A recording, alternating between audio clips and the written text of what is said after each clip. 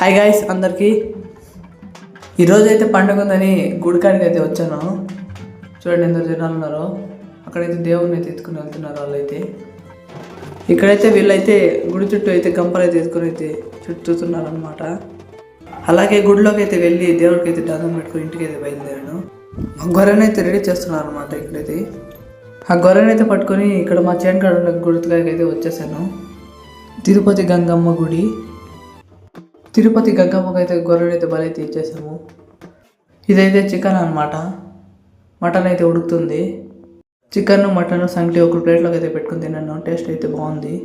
మా college friends అయితే వచ్చారనమాట. నైట్ అయితే మా ఫ్యామిలీ మెంబర్స్ అయితే నైట్ అయితే తినేసి ఇక్కడ కూర్చొని అంతా మాట్లాడుకుంటూ ఉన్నారనమాట. చిన్నపిల్లలు డ్యాన్స్ చేస్తూ ఉంటే దాన్ని కూడా తీసుకుంటున్నారనమాట.